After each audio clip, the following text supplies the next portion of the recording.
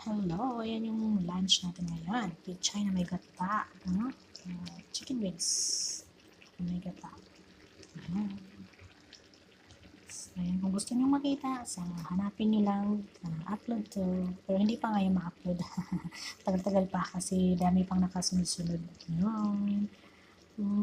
Sarap na naman ito. Mapapa-underes na naman tayo. Spicy yan lang, ha?